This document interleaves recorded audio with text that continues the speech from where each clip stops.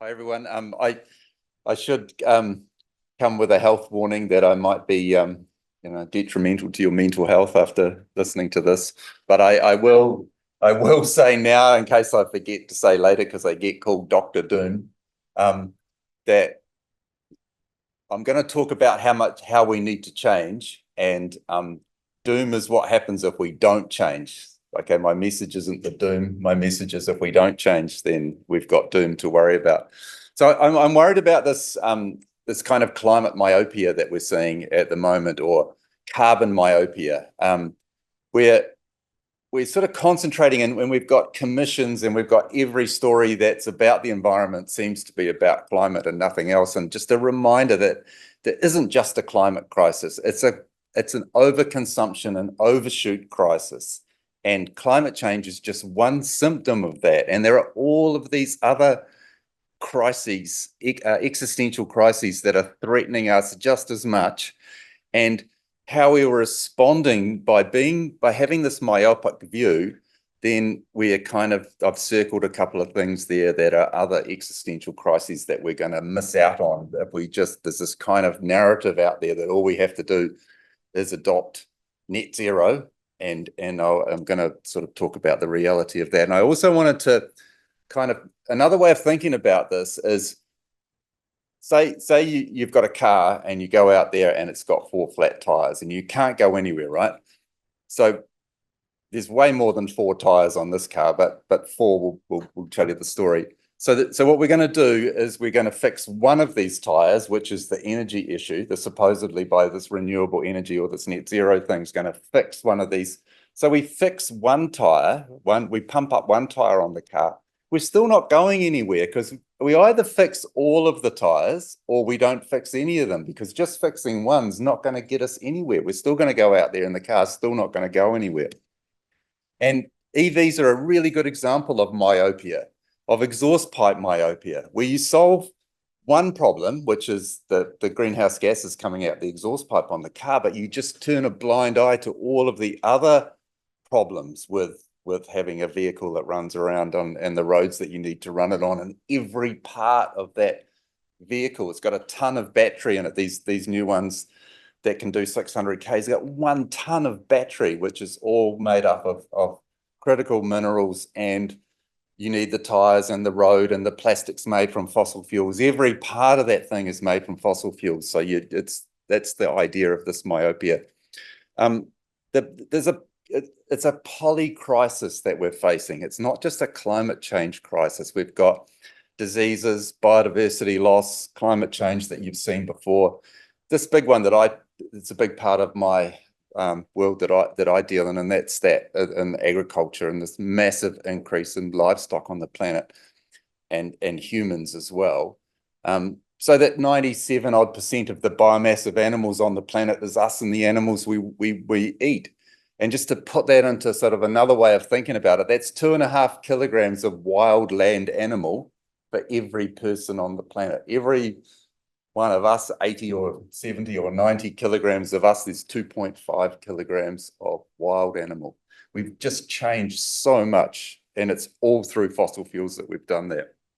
So a couple of centuries, so about 0.8% of our human history, we've had an 8-fold increase in population, a 100-fold expansion in gross world product, and a 1,300-fold increase in fossil energy consumption. And I'll keep coming back to energy, but if we keep growing at the rate we have for the last 35 years, for the next 35 years, and this is where this idea of this energy transition means that we just carry on growing, or green growth, or whatever you want to call it, we will have to consume and pollute more than the previous 300,000 years just to do that 35 years. So that's, clearly it's not possible. And there's planetary boundaries, there's physical realities here, biophysical realities that we will not be able, we're sort of in this, the reality of what we've done isn't hitting us directly at the moment. So we kind of lose sight of the fact that these things are all waiting to grab us. And the really frustrating thing is how much this government or any government we've had the goal of almost everything you hear is that we have to have economic growth. We can't have a recession. But economic growth is fossil energy consumption, greenhouse gas emissions, and look at that plot there, just shows this perfect match between, and we've got population in behind it, but burning fossil fuels, consuming energy, and ecological footprint are all together in that same kind of, they're locked together.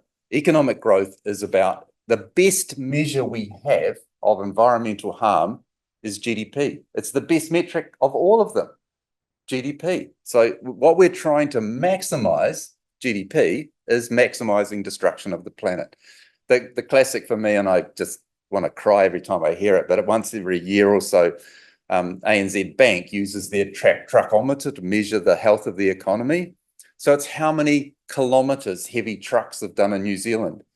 So the more kilometers big trucks do, the better our economy is. It's the best indicator of how well our economy is doing. So destroying the planet is the best measure that we have. And it's crucial to understand that the economy is energy. It's the same thing. Without energy, no economy, we have no discretionary money. It's the fossil fuel, and it's mostly fossil fuels, as you'll see coming up. And so I just think of it as what we're trying to maximize here is we're trying to maximize ecocide. And just to give you an idea, and this is an American example, and it comes from the minerals, the Mining Association, but every baby born in America, which, and it won't be much less here, it'll be a bit less, that's their lifetime consumption, 13,000 tons of stuff. How do we think that the planet can keep giving us that stuff? Okay, so as a way of thinking about the energy, I think this is a useful exercise to try and get our heads around what we mean by energy. So this, you can look at this on YouTube, just Google track cyclist toaster. So here's this huge Olympic champion track cyclist on his bike hooked up to a generator, which is hooked up to that toaster there. And you take a piece of bread and stick it in the toaster, and he goes for it. He's massive. He's got thighs on him like this, and he pumps out that energy. He's pushing 697 watts out of that bike. If you go to the gym, try it on the rowing machine or the bike or whatever, I think you'll do like me, maybe 120 watts or something like that. He's doing 600 watts. He's covered in sweat, and he falls off that bike, and the piece of toast is brown. I'm not even properly toasted. And so we just push that thing down. And so it's a way of understanding that energy to convert it into human energy. So we can think about, so in the 2018, the global economy ran on 17 trillion watts of energy, and 80% or more of that was from oil.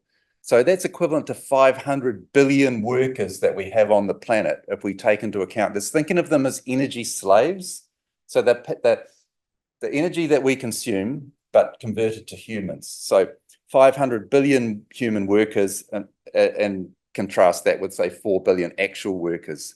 So that's 70 for every human on the planet, but that's only if you shared it out evenly. And when you think about the fact that 3 billion people on the planet use less energy than one American refrigerator, then you can see the imbalance in energy consumption there. So we, probably all of us in this room, are in the 50%, upper 50 percentile of wealth in New Zealand, which puts us in the top 10% globally, which means we are responsible for 75% of the, just under that, of emissions, but 75% of the harm to the planet. So it's remember that.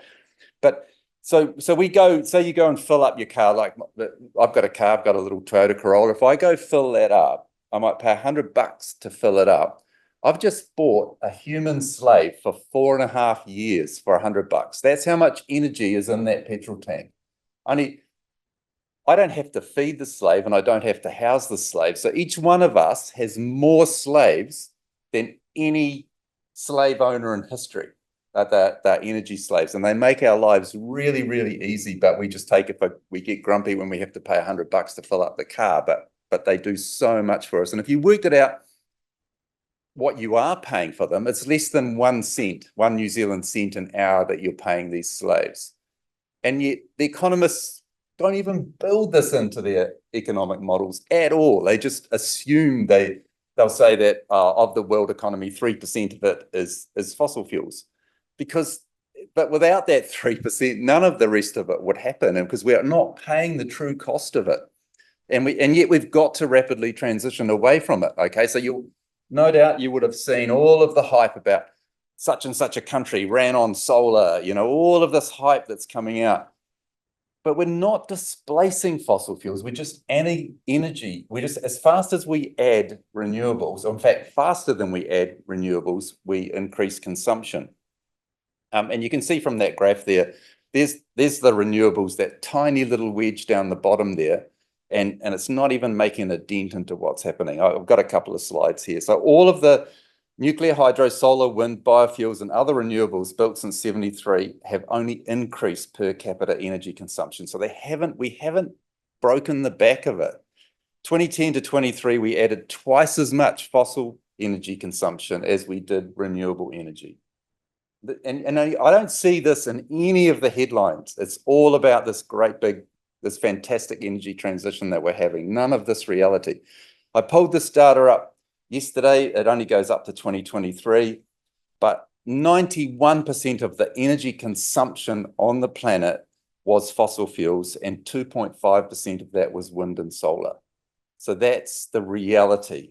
So that's what's hidden behind those figures that you're hearing. So mostly what they're talking about is electricity, which is 20% of our energy consumption. So here in New Zealand, you hear, oh, it's fantastic, we're 80% renewable here, right? Wrong.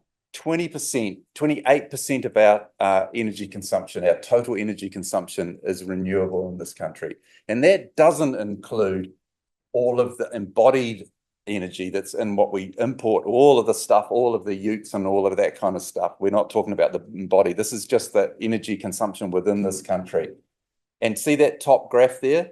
That since 1990, see how it's hovered around under 30%? So we haven't in 30, no, it's more than that, isn't it? That's 30 years, 35 years, we haven't increased the renewable energy proportion of our energy consumption in this country at all. And if you look at that graph down the bottom, that's my lifetime. That's the per capita energy consumption in my lifetime, and it's almost trebled. So this is not about more people in New Zealand, that's per person energy consumption. That's why we're not getting anywhere, because as fast as we add it, we use more. Let's have an example of countries that have got right into that. And Germany's a good or bad example. They've spent somewhere between 500 and 1,000, so between €0.5 and €1 trillion to increase their renewable capacity in New Zealand. And this is, I'm going to touch on this word capacity, because at every headline you hear about how much energy has been added, they'll talk about capacity. Capacity is the nameplate capacity. That's, take a solar panel as big as this desk, 100 watts it'll produce when the sun is shining directly on it, right? So it doesn't take into account the fact that it gets dark at night and it gets dark in winter and all that kind of thing. But I'll come back to that. So here's what it looks like. That big fat yellow wedge at the bottom there, the red line is the consumption bit, and it wiggles after 2009 because they started putting, up until then, they only had yearly data, and then they started gathering monthly data. But it's 55% of the capacity of electricity in Germany, but only 28% of it actually makes it into consumption, and less than 10% of that is primary energy consumption.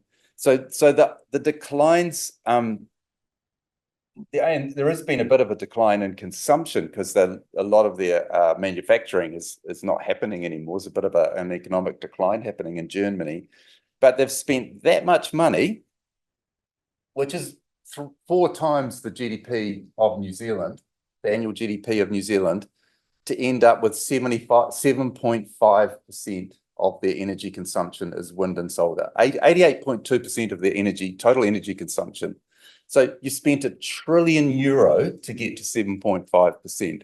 That's the kind of reality around it. So another thing that is important to understand, and this is probably one of the most crucial parts of understanding this, is the energy return on energy invested.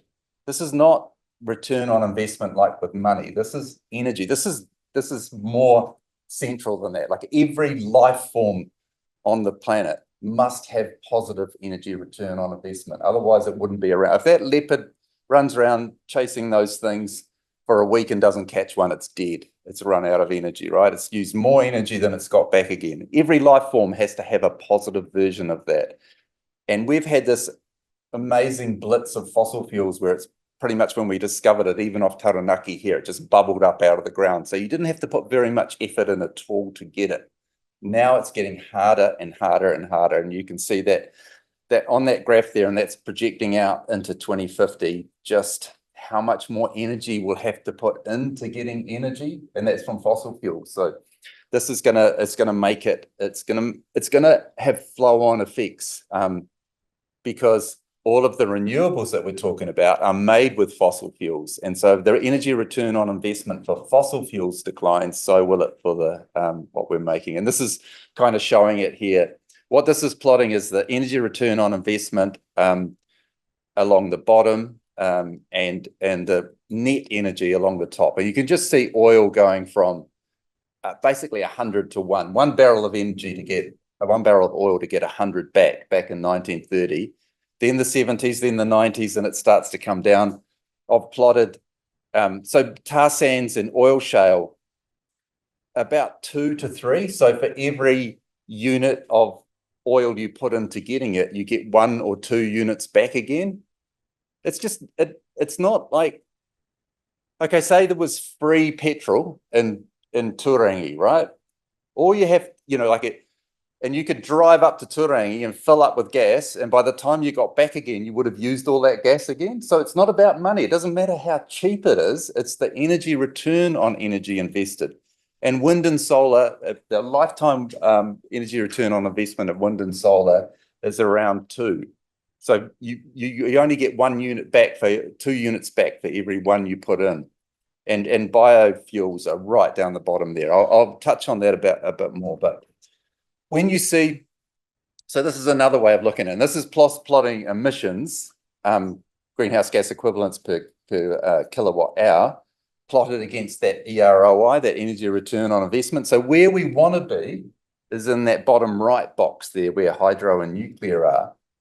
Where we are with those other ones, so the other ones are really high in greenhouse gas emissions, oil, coal, natural gas, biofuels. They're fine, and that's what powers everything we do pretty much. And it's how you can fly from here to the United States is because the energy density of that is really high. But the greenhouse gas emissions are obviously really high as well. So they've got to go. Everything in that box up there's got to go. And geothermal and wind and solar are right down here with low EROIs. I mean, that's even exaggerated. They're saying 10 there because they're not putting the whole of life in there. So the energy return on investment is not in the desired quadrant at all, because you put so much into getting it that you don't get back again. And we've gone that way with food as well. And again, it's because of fossil fuels, because of fossil fuel derived fertilizer. But there's that graph there. So we now need 13 times more energy to get our food than we get back from it. Whereas pre-fossil fuels, it was positive. For every unit of energy we put in, we get 69 back again. If you were growing a spud in your garden outside your house door, your return would be something like 69. But because of all the other stuff that we do with our food, and you can see there, the farming bit's the little bit down the bottom there, the actual growing bit, 14% of the input, but all the other processing and shipping around the world and other stupid stuff we do with food means that we've got, and if you think back to what I was saying before, we can't survive. It's completely unsustainable to put more energy into getting our food than we get back from it.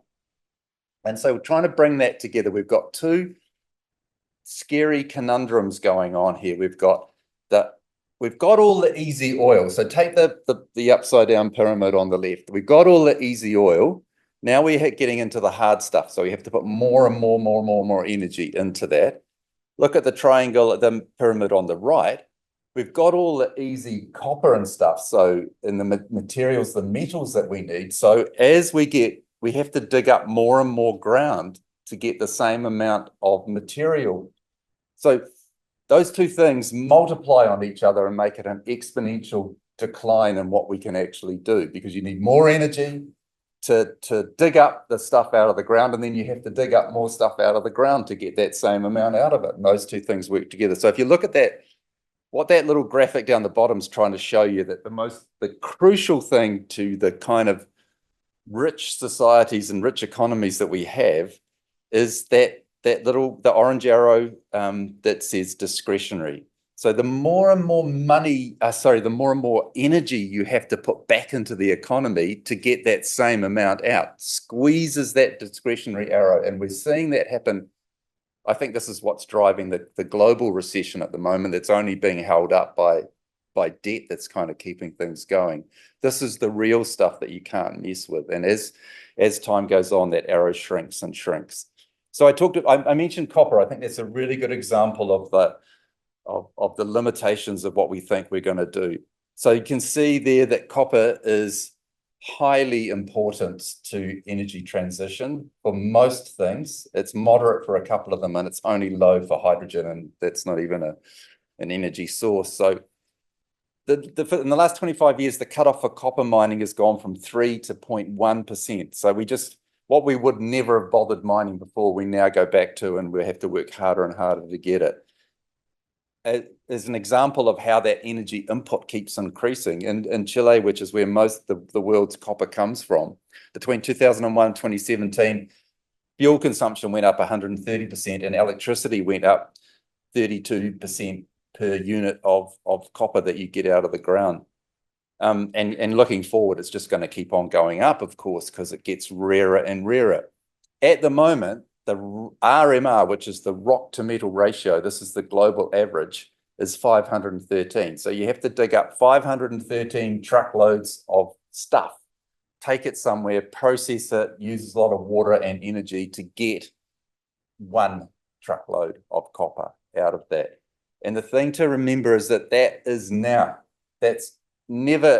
it's only ever been lower in the past, and it's never going to be lower again. It's only going to go up because copper's getting rarer and rarer. So we have to dig up more and more of the earth to get the same amount. Plus the CO2 emissions and sulfur emissions per unit as well. And it's kind of this hidden flow that people never talk about. I've seen the headlines doing the rounds on how much more material is dug up for coal and fossil fuels than it is for renewables. But when you dig into the calculations that they did, when they're making the comparison, they're comparing a ton of coal with a ton of copper, right? So they've forgotten the 513 tons that went into getting the copper when they were making that comparison. And they've forgotten the fact that it was all done with fossil fuels. So if you're going to say that fossil fuels, and no way am I saying we should keep using fossil fuels, but if you're going to use that comparison of fossil fuels needing more materials than renewables, then you've got to build in the footprint of the fossil fuels into that as well. And so then your footprint for all of these things becomes and this is the hidden flows that you see in this diagram here. And not just the energy, also water and a whole lot of other things, plus displacement of people and biodiversity loss and all of that kind of thing that happens with mining. And if you consider the capacity factor issue, and so for example, with solar panels in New Zealand, the capacity factor is 15%. So when you say, which is what the power companies do, oh, we're installing a megawatt of solar, they're not telling you that you're only actually going to get 15% of that because it's dark at night and it's dark in the winter. You're only going to get that tiny part of it. So when you build that into the calculations as well, then it turns out that offshore wind needs 27 times more materials than gas. And I'm saying keep using gas, but that's what we use at the moment. And then if you used it for some really stupid thing like hydrogen, then the energy transfer cost means you lose half of that energy. So then you would have to double that, and it would be 50 or 60 times more materials. Solar PV is 26 times more, and onshore wind is 18 times more. It's not so bad. One of those offshore turbines that they were planning for Taranaki, just to give you an example, needs 60 tons of copper to make 1 turbine. So multiply that 60 by the 513, and you can get an idea of just how much of the planet we would have to dig up just to build, let alone install one of those turbines out there. So, but people just refer to it as clean energy. All you'll hear is, oh, we'll put wind turbines in. It's clean energy. It's green energy. How can it be when you start thinking about that kind of thing? Here's my neighbour's got a solar array on the roof of his house, and so I just got the numbers for him from last year. I was talking about that. The average is 15%, and you can see from that plot, he's probably sitting around the New Zealand average of 15%. But look what it was in July last year, 4.45%. So if you were trying to power the house or the country on that, in July, you would have to put 20, is that 20 times more? If it's only 5%, you'd have to put 20 times more solar panels out to get the same amount of the amount of energy that you need. That's the kind of reality that nobody's talking about. And people have this idea that solar panels are this like really powerful things. I just put a solar panel on the roof of my car and away I'll go. Look at that. Look at the array this guy needs to power his bike. And that's in the middle of the day with the sun shining on it. That's how many solar panels. Put that into kind of a reality. So at the moment, the boxes here are feeding into power our magic world that we love, are basically, roughly equivalent to the size of proportionally of the energy mix. Okay, so oil mainly, gas, coal, and gas is going up as oil. The boxes change in relation to each other, but some going into energy, some going directly into electricity. And then we've got hydro, nuclear, wind, and solar. So obviously we've got to get rid of those three. No question about that. But hydro, I mean, I'm a freshwater ecologist and spend half of my life looking at the impact of dams on biodiversity.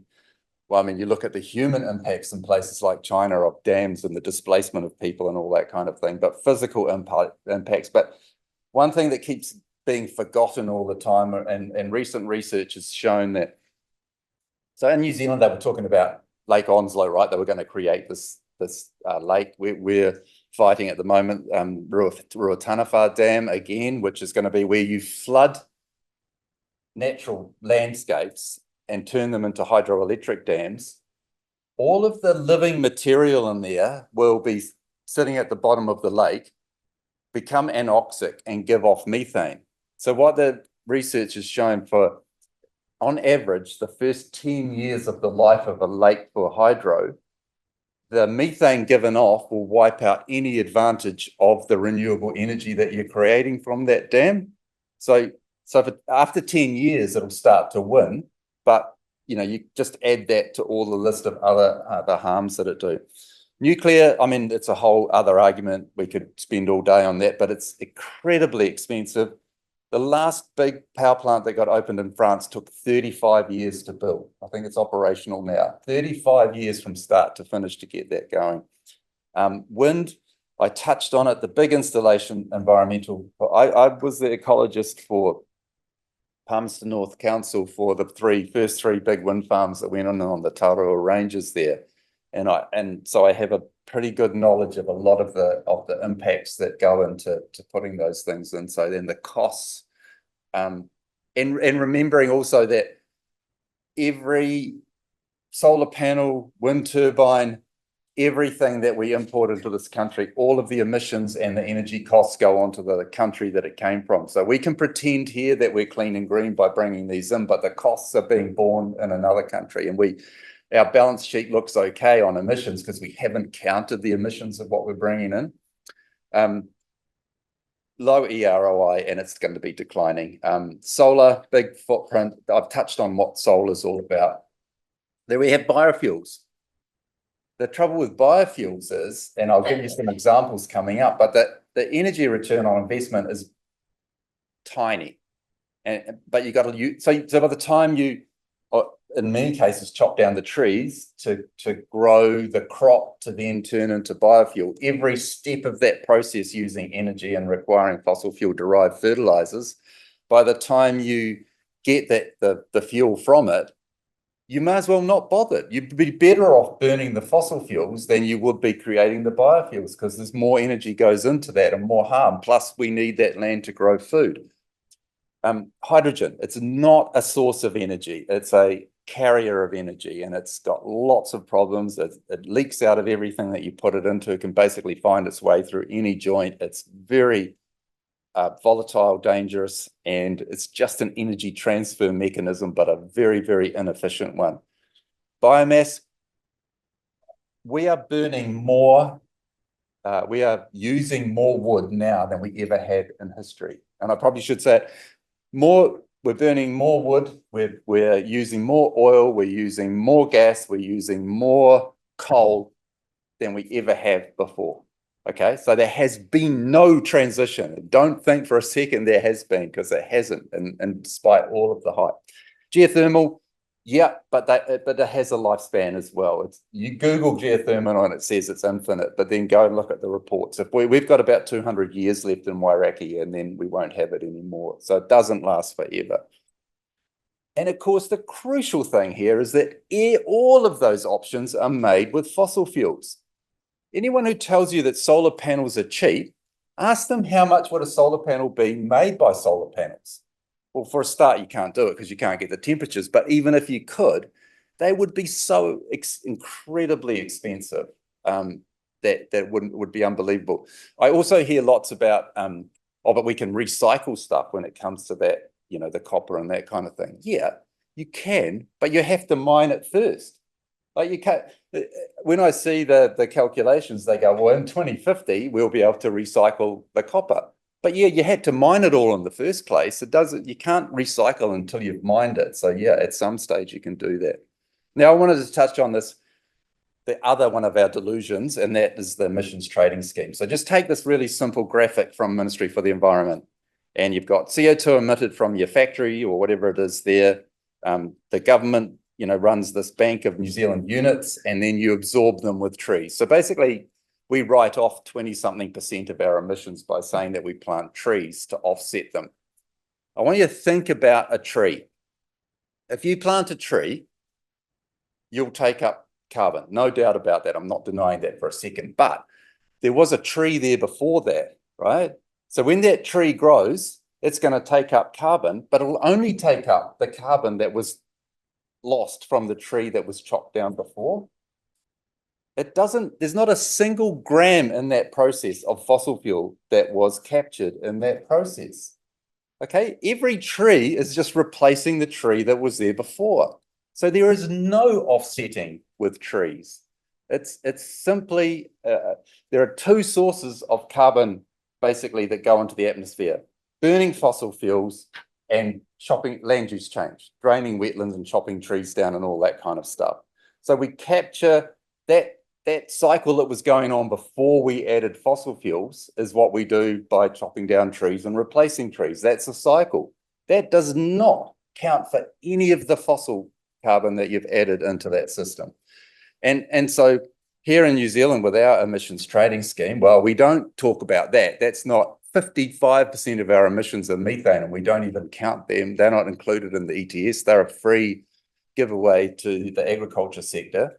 Military emissions, we don't count. I don't think ours would be that big because I think we don't have much military. We sink the ships and we don't have any planes anymore. But globally, it's estimated to be about 5.5% of greenhouse gas emissions are military, but we don't count them. We just pretend it's not happening. We're not counting the embodied carbon dioxide in the imports we bring in, or what we export out of this country as well. And I've said that, that each tree or wetland or whatever is just cycling that stuff. So the whole thing is just a big delusion. We just delude ourselves that somehow because we plant some trees, we can burn more fossils.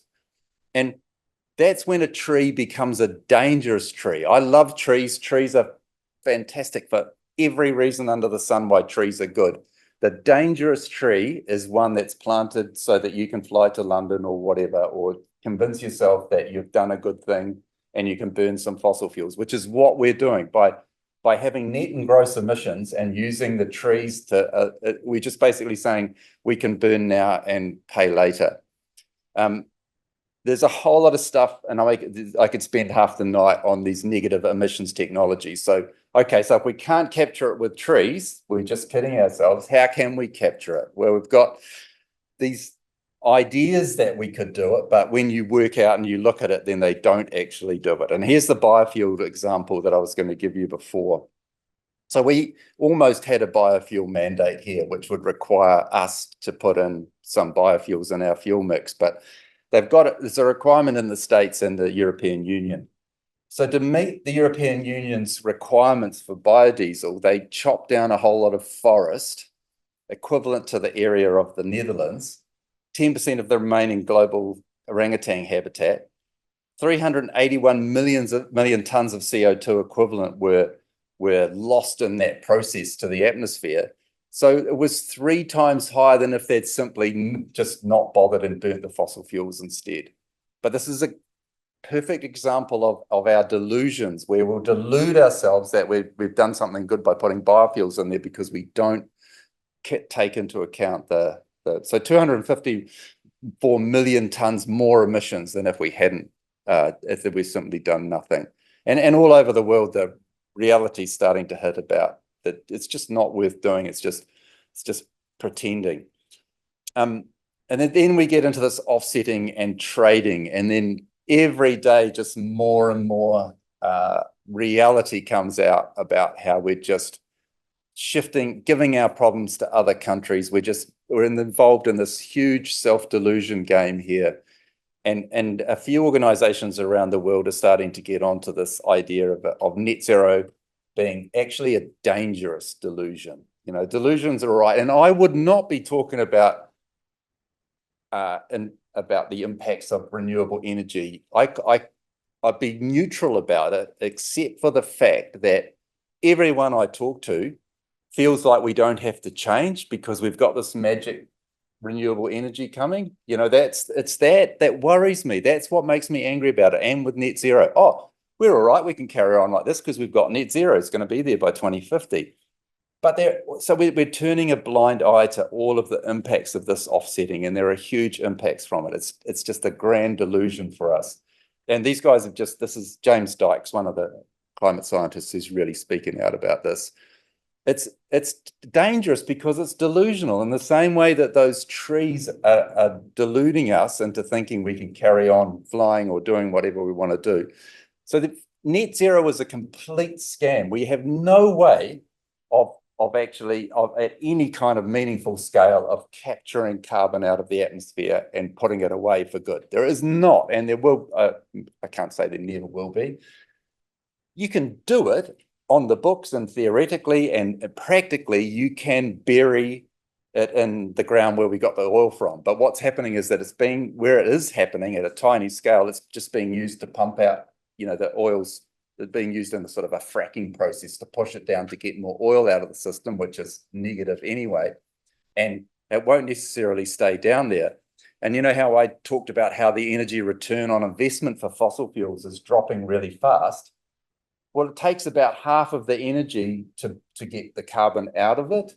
So you'd end up just pushing that ROI off the scale because you lose all that energy in the process.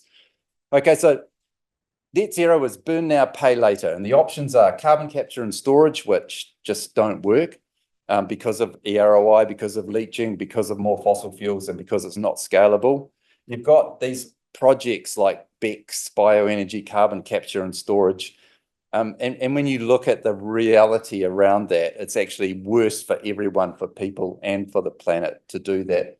And this idea of biofuels as well as in wood, like wood chips or something like that, it's called net zero, it's called carbon zero. You chop a tree down and you burn it, but it's all right because you've replaced it with another tree.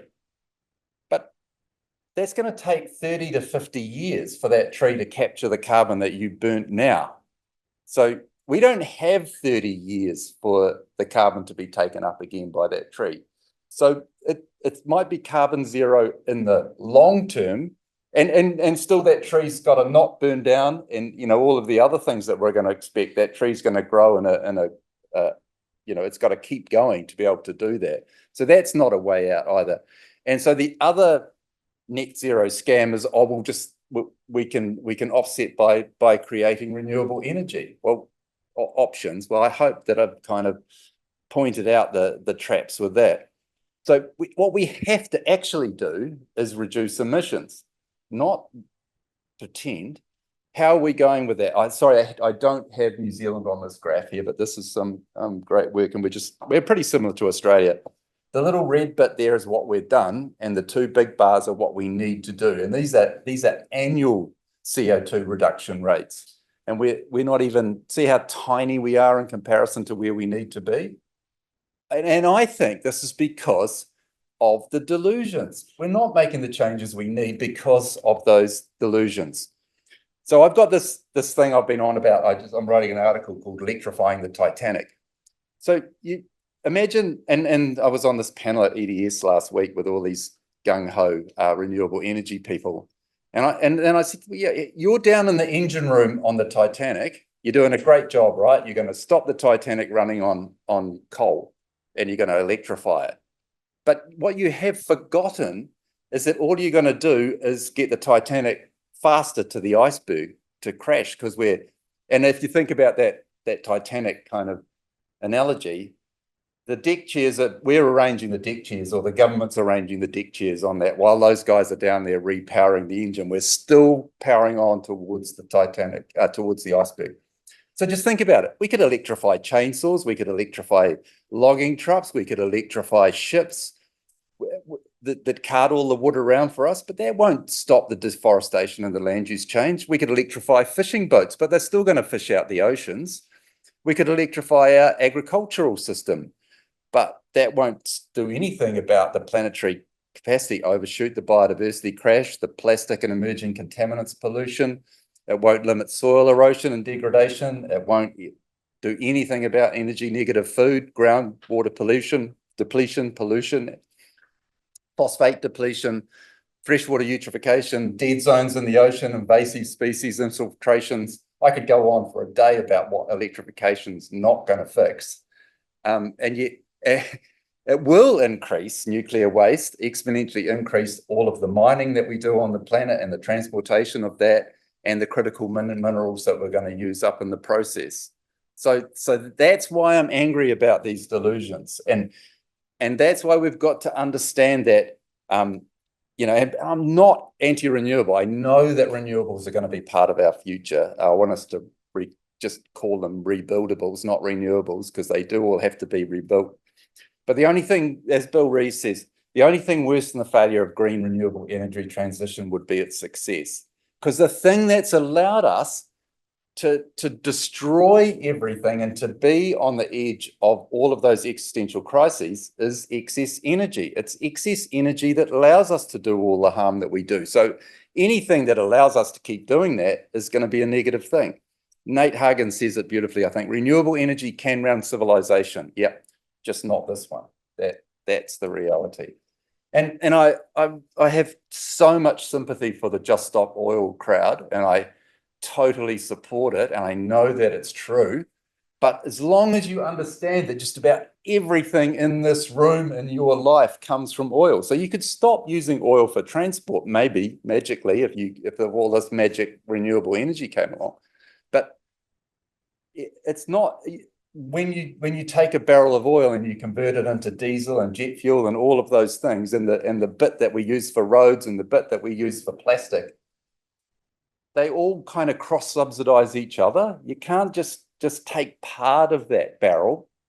It's an all or nothing situation that our whole economies are built on. So as long as you understand that Just Stop Oil means just stop all of this junk that we have, which I think would be brilliant, but that, as long as you understand that. So everyone say, okay, so what's the solution? Well, I think that Learning says it's beautifully here. You know, our way of life has been threatened by this dark force, and we have to defend our way of life.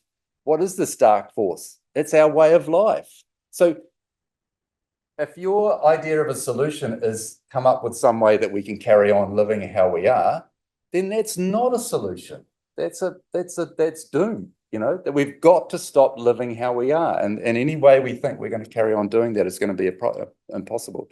And I know, you know, that it's politically, no one in government's going to do any of this stuff. They're going to keep on going the way they are. Well, you know, you can see with this government, it's getting worse. Politically acceptable is ecologically disastrous. Ecologically necessary is politically impossible. And I think that's obvious. We have to learn to live differently on the planet. We have to be able to look back to where we've come from. And we've got to beware of this whole green growth kind of narrative and how dangerous it is. And so the inevitable conclusion is degrowth. And that sounds like a really negative term, but it's actually a very realistic word, because we live in a world of growthism. We don't call it that, but our system we live under the moment is growthism. We need to and degrowth is a way down to a steady state. It's not an endless degrowing. Once we get to a level where we can sustain life on the planet, then it's a steady state economy that we're living for. So it's this idea of sufficiency or sobriety or just having enough and not the extreme kind of lives that we live.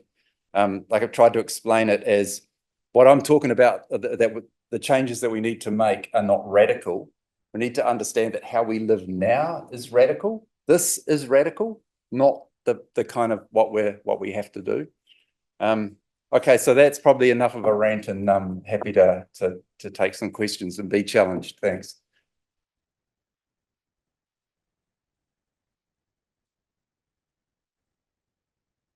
Hello. You got a question? Does this work? I don't know. So, oh, that does work. It does work. So, yeah, we're basically screwed then, because unless you have a magic plan to convince everyone who's over-consuming to stop that, or do you have a plan? How do you think it's even I don't have feasible? a plan, and I'm not trying to tell anyone how to live their lives. My only goal is to get people to understand that if we don't change, we have no future. Yeah, so, but that is true. Yep. But if we can't convince everyone of that, we are screwed. Yeah, we are screwed. Yeah. What are we going to do about that? Well, we're going to have to just start talking about it. Like, start challenging everyone you know in your life, to challenge them about how they live. We've got to speak up. We've been pretending that nothing's happening and not talking about it. We need to talk about this reality. I also have a more serious question. Yeah. So the public has, in the last sort of decade or so, gone from climate change is all this sort of kind of fringe thing that the scientists have been nuttering on about for a while. And now that they've gone, okay, we've got set this target, and the public perception has been, oh, we need to do net zero by 2050. And scientists have always been going on about how we're not doing enough. And now they're going to tell us that net zero by 2050 is not enough. Yeah, well, the scientists never came up with net zero. That was policymakers. That's how the public's going to say. And that's just going to make it even harder to convince things. So I know, but what the public knows is what they're told. All right. So it's we have to change the narrative. That's the thing. I'm not an evangelist. I haven't got an answer. I can see how screwed we are. And you and I know that the bulk of the population don't know about this stuff, but that's the fault of our media, and that's the fault of. But even if they did know, sorry, even if everyone on Earth knew, you'd still actually need everyone to choose as well, which might be non-trivial. Anyway, someone should have the text. But the thing with the growth is that we either manage our way down, or it's going to happen. Degrowth will happen, whether our choice is whether it's voluntary or it's a crisis. That's how simple it is. No, you can't mitigate it with what we've got. Hi. Hi. I had a question about. So I agree completely with degrowth. I think it's essential. Yeah. But would you say it would be better to just say cancel all the renewables we're shifting to and just degrowth in oil? Just stay in oil. Plant all your trees, whatever. Yeah. But keep on, because less oil is still less carbon. Or would you say transition, or not switch to renewables and then degrowth? No, because switching to renewables is going to require a huge amount of growth. A huge amount of, up to 900% increase in mining, for example. So just think of it like a house. A friend of mine's got a big place over in the Wairarapa, and she decided to go solar. So the engineer comes along and looks at the house and looks at the power bills for the last 2 years and builds her a system to match her consumption. Right. And so it's this massive thing with a footprint, the size of, whereas and this is what happens with lots of people who live on solar. You get 5 solar panels and you adjust your life to the solar panels. And so you go, right, I only do the washing and the vacuum cleaner when the sun's shining, you know? And that's what at the moment, we're trying to make the planet fit our requirements rather than changing our requirements to fit the planet. So would you suggest that people still do the solar panels, but only get 5 of them? Yeah, get a solar panel, get off the grid and live off your own solar panel, and you will massively reduce you'll be degrowing, I guarantee you. Yeah. Kind of following on from the last question. Yeah. What do you think about the phrase "a just transition"? Like, is it a Yeah. helpful phrase? Oh, Is there I any just- parts of it that we should use in this discussion? I think that I really worry about the just transition, and that an inequality thing gets mixed in with the transition. And so, What do you mean by that? oh, well, I mean, inequality needs to be dealt with. Like the 3 billion people that use less energy than an American fridge is a huge issue. But if we throw that in, so because I don't believe in the transition to renewable energy, I don't think that's a good idea at all. So just or otherwise, we've got a reality that we've got to adjust our lives to the available energy. So we need to fix up that inequality. But if you know, it's just smuggling another problem in to make it seem impossible is what I'm trying to say. We need to deal, that's one of the issues we have to deal with. Huge issue is inequality, just as big as any of these other issues. It would be there in my list of things that we need to fix. But by lumping it together, you just imply that it's impossible. And so you won't shut down, for example, they won't shut down the TY Point aluminium smelter because there's 1,000 jobs there, because it would be unjust to do it. So we carry on doing bad things, whereas we should be changing that narrative so those people aren't dependent on that harmful thing to do, rather than associating it with the change. So you think we should separate the idea of sort of dealing with economic Inequality, inequality is moving a to- huge issue, and we should deal with that Okay. But separately. deal with them as separate issues. Separately, yeah. Otherwise, we won't fix either of them. But then Yeah. is that sort of, is there something lost there with the energy transition if we're not taking into account that sort of human Oh, element? yeah, no, the energy transition could be even more harmful if we don't take that into account, if we don't do something about justice, you know, about equality. Yeah. But it's not helping by putting the two together. We have to separate them. Yeah.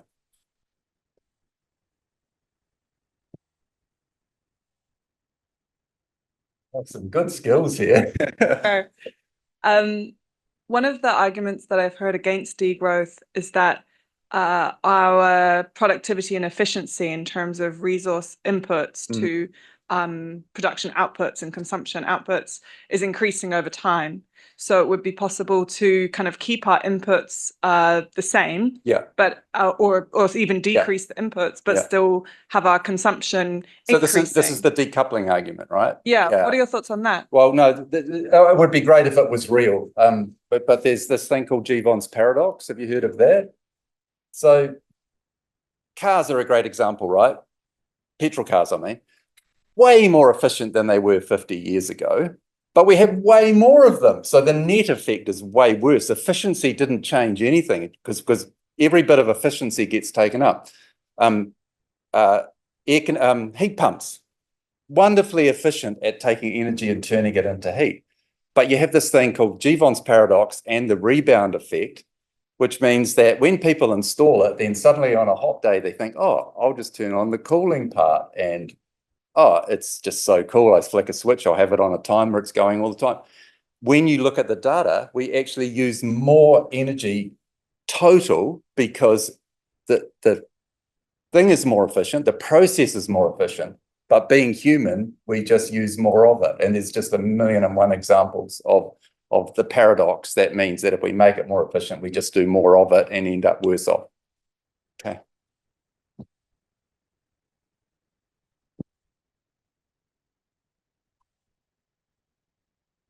Are there any countries that you think are doing well that we could look to as some sort of example? The only ones that I can think of are places where it's been forced upon them. So Cuba would be a really good example of where you have an embargo, and so people get back to learning how they can live, you know, within their means and that kind of thing. I don't know of any well, no, actually, there are some groups starting up, and it's very hard to tell what scale they're at. There is the 2000 Watt Society.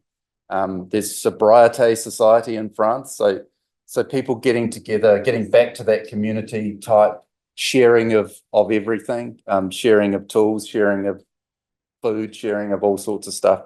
And the 2000 Watt Society is that that's the continuous flow. They don't use anything more than that. There's also the 300 Watt Society, which is doable as well, depending on where you live in the world. So that not countries, but within countries, there are movements happening. Yeah, pretty small, but yeah, it is around. Thanks.